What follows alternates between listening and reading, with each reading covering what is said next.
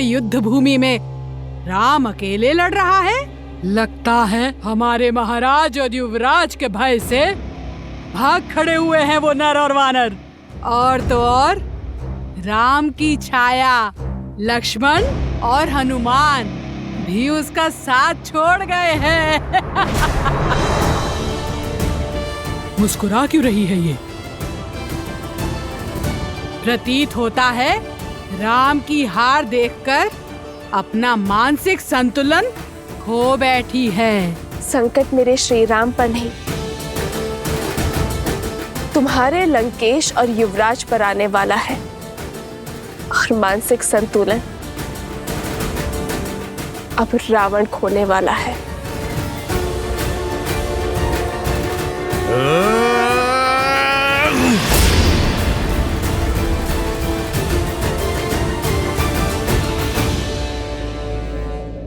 लक्ष्मण भैया की आज्ञा की अवहेलना होगी, अन्यथा। मूर्ख वानर, क्या लगा तुम्हें ये वटवृक्ष एकमात्र कवच है मेरा? अरे मूर्ख, मैं अब भी अजेय हूं। मुझे केवल वही मार सकता है जो गुड़केश हो, जो 14 वर्षों तक ना सोया हो। उसके अतिरिक्त संसार में कोई नहीं। ये क्या हमें भयभीत कर रहे हो या फिर स्वयं को समझा रहे हो? देखो, तुम्हारा काल तुम्हारे सामने है। प्रभु श्री राम का अनुज लक्ष्मण।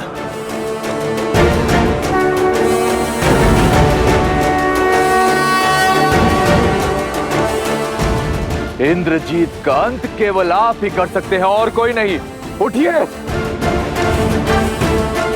उठिए लक्ष्मण जी। देखो, अपने काल को 14 वर्ष के वनवास में भैया लक्ष्मण एक पल भी नहीं सोए।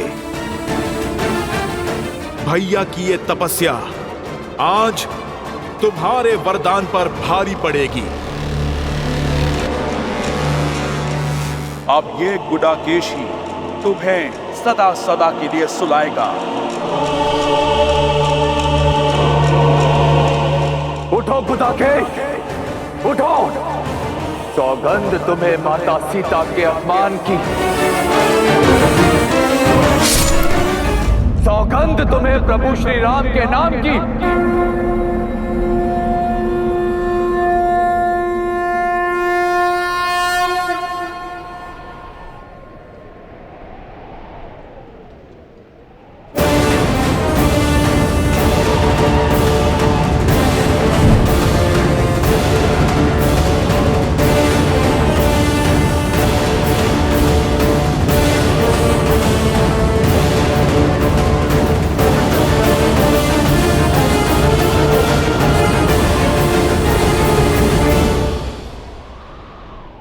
क्या हुआ मेघनाथ? अपने काल को देखकर भयभीत हो उठे। परंतु श्रीराम का यह अनुज आज भी अपनी मर्यादा नहीं लांघेगा। एक निहत्थे पर प्रहार नहीं करूंगा मैं। उठाओ अपना धनुष और चढ़ाओ बाण।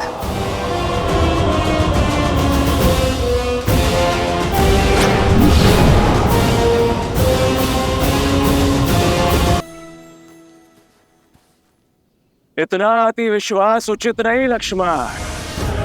स्मरण करो, मेरे नागपाश और शक्ति बाण ने तुम्हारी क्या दुर्दशा की थी।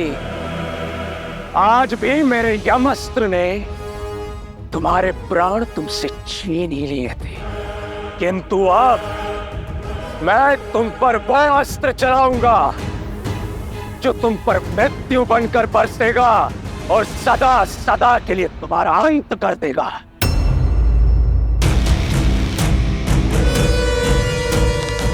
जानना नहीं चाहोगे इंद्रजीत कि तुम्हारे लिए मैंने कौन सा अस्त्र चुना है?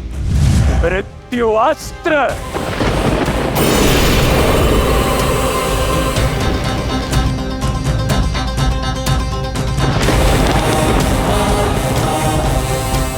जिन इंद्रदेव को परास्त करके तुमने इंद्रजीत होने का दंभ पाला है। उन्हीं इंद्रदेव के अस्त्र इंद्रास्त्र से होगा तुम्हारा संहार। इंद्रास्त्र।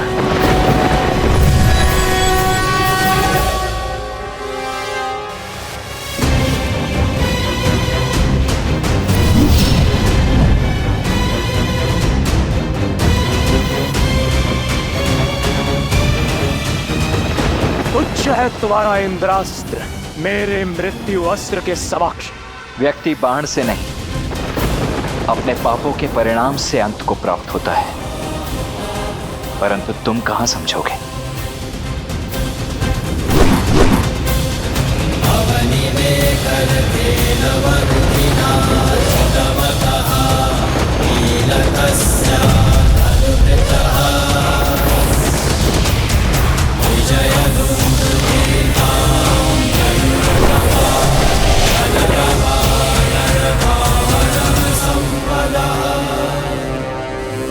मैं आ रहा हूं इंद्रजीत।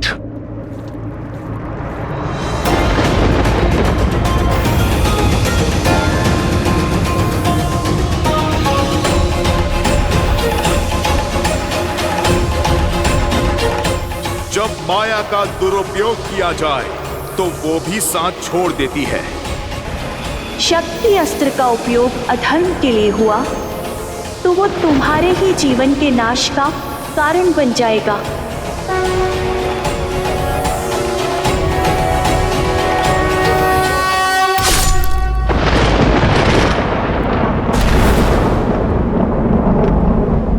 इंद्रजीत, इंद्रजीत!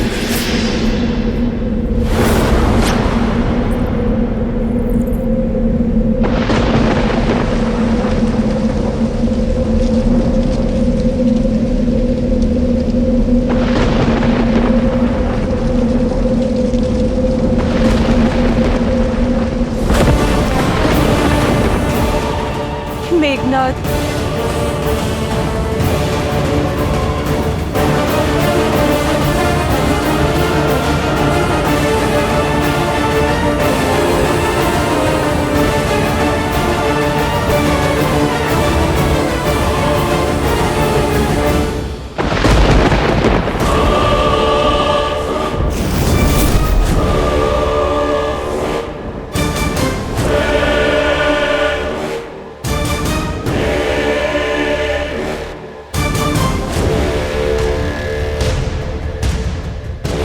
इंद्रजीत! कहाँ हो पुत्र? मेरे समक्ष आओ। इंद्रजीत!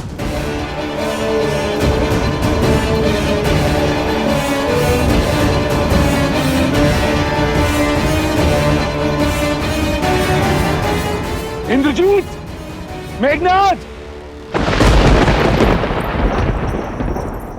मुझे पूर्ण विश्वास है कि तुमने इस संघार का प्रतिशोध लिया होगा। उन वानरों का शीश राम के चरणों में अर्पित किया होगा। अब मेरे समक्ष आओ। तुम्हें मेरे लिए राम को मारना है। अपने पिता की आज्ञा मानो मेघनाथ। मेरे समक्ष आओ। इस दुष्ट की दुष्टता के लिए तो मृत्यु दंड भी कम है। माता सीता के माया स्वरूप अपमान के लिए इसके शरीर को तो चील कौओं को खिला देना चाहिए और अंग भंग करके पूरे वन में फैला देना चाहिए। अपमान से बड़ा इस संसार में और कोई दंड नहीं है। इंद्र से जीतने वाला योद्धा इंद्रास्त्र से हार गया। देवराज को बांधने वाला आज उन्हीं के अस्त्र से संसार सागर से मुक्त हो गया। इससे बड़ा ना ही कोई अपमान है और ना ही कोई दंड है। यह सत्य है कि जो युद्ध जीतता है वो इतिहास लिखता है, किंतु युद्ध में मर्यादा रखने वाला संसार में अमर हो जाता है। इतिहास लिखने के साथ साथ भविष्य के नियम, परंपरा और धर्म का आधार रचता है। इस युद्ध में हमने सदैव मर्यादा का आंचल थामे रखा। कठिन से कठिन और विपरीत परिस्थिति में भी हमने मर्यादा का साथ नहीं छोड़ा।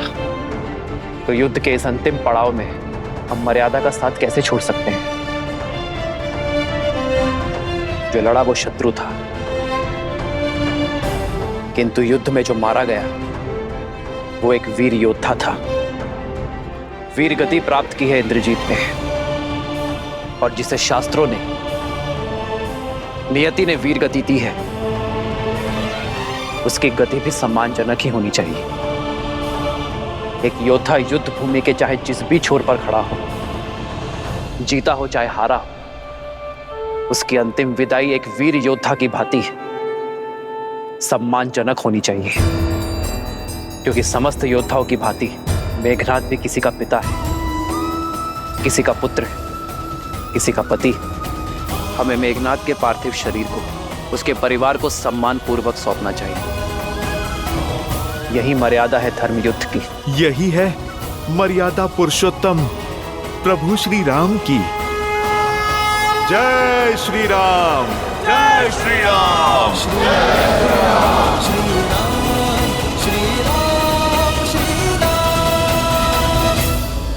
मेघनाद ने भले ही धर्म ना निभाया हो, किंतु अंतिम श्वास तक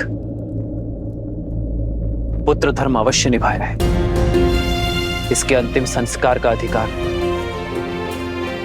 लंकेश को अवश्य मिलना चाहिए। हनुमान, मेघनाद का पार्थिव शरीर लंका के द्वार तक सम्मानजनक छोड़ दो। कहाँ है मेघनाद? कहाँ है वो? वचन दिया था ना आपने मुझे कि उसे सुरक्षित लेकर आएंगे। कहाँ है वो? कहाँ है मेघनाद? कहाँ है मेरा मेघनाद? कहाँ है वो लंकेश? आपके मौन से मेरा मन घबरा रहा है। आपकी ये रिक्त आंखें किसी अनिष्ट का आभास दे रही है मुझे। उत्तर क्यों नहीं देते आप मुझे? कहाँ है मेरा मेघनाद? कहाँ है आपका युवराज, आपका इंद्रजीत? युवराज इंद्रजीत,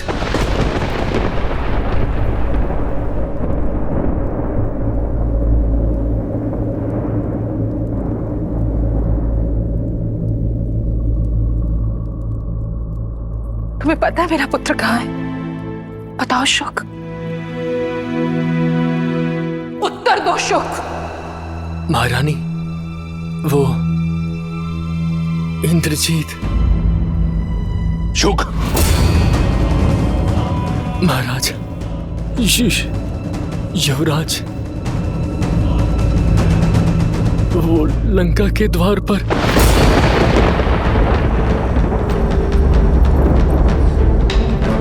लंका के द्वार पर? द्वार पर क्या? भीतर क्यों नहीं आया वो? शुक, मुझे उत्तर दो। मेरा पुत्र ठीक तो है ना? क्षमा प्रार्थी हूं महारानी, परंतु युवराज वीर गति को प्राप्त हो।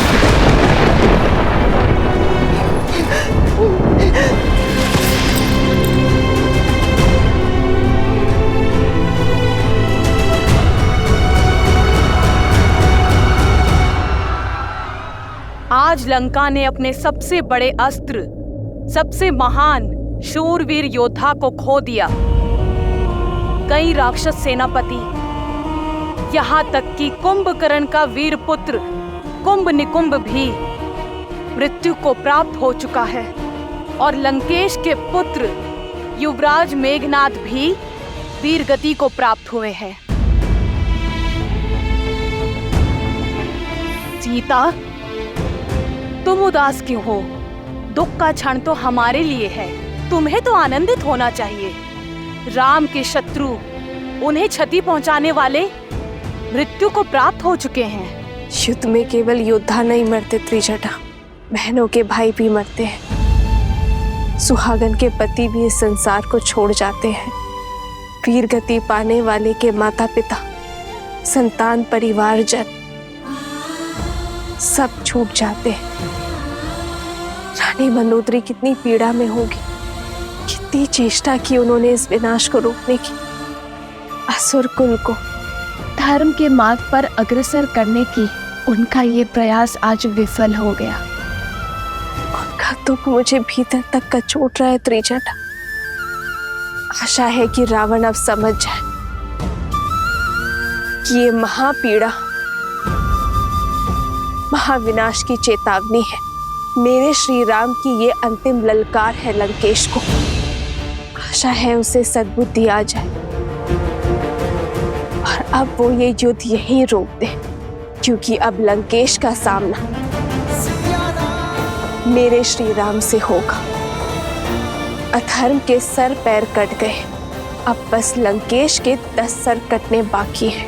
वो रावण है दशानन। इस ललकार को, इस चेतावनी को एक महायुद्ध का आधार बना देगा वो।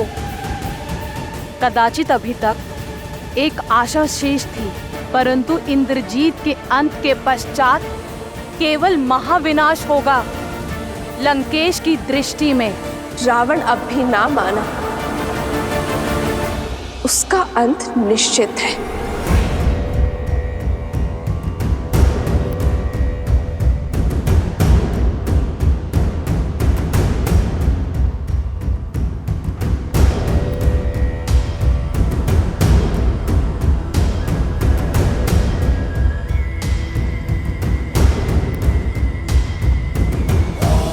आप निश्चिंत रहिए पिताश्री, अब राम और उसकी सेना का अंत आपका पुत्र सुनिश्चित करेगा।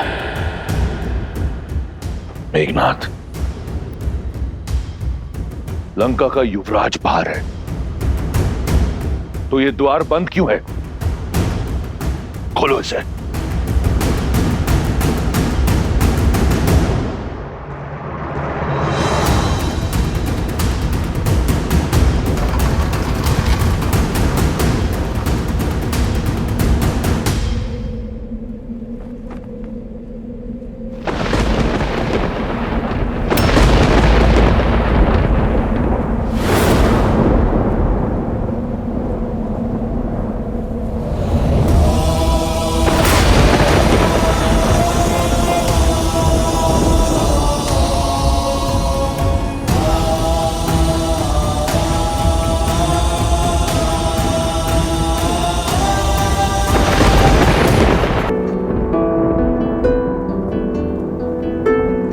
मेघनाथ, पिताश्री,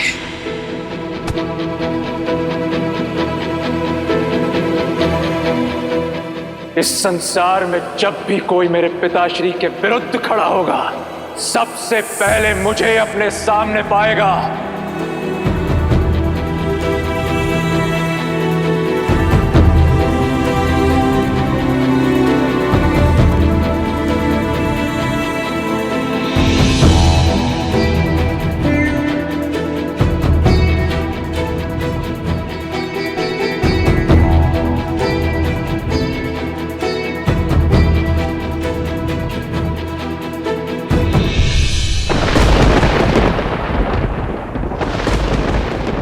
से अर्जित मेघों के नाथ सा मेरा मेघनाथ, ये तुम्हारा स्थान नहीं।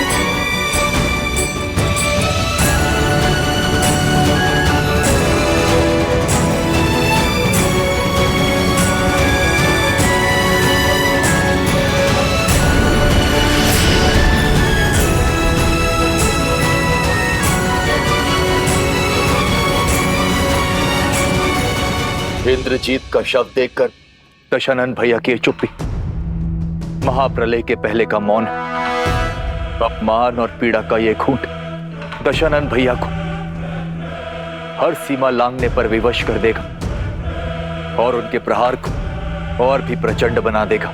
मैं रावण के बल को जानता हूं विभीषण, और आने वाले विध्वंस का भी आभास है मुझे। मैं ये भी जानता हूं कि रावण के बल के साथ साथ देवी निकुंबला का साथ हमारे लिए कितना घातक होगा। किंतु धर्म युद्ध में यह संकट तो आना ही था। हम इस युद्ध और वनवास के अंतिम पड़ाव पर हैं। अन्याय के अंत के लिए, सीता की मुक्ति के लिए और धर्म की स्थापना के लिए हमें देवी के आशीर्वाद की आवश्यकता पड़ेगी। प्रभु, मैं समझ गया, क्योंकि माता निकुंबला देवी की पूजा को पूरा करने से हमने इंद्रजीत को रोका था। इसलिए हम स्वयं देवी शक्ति महागौरी की पूजा करेंगे।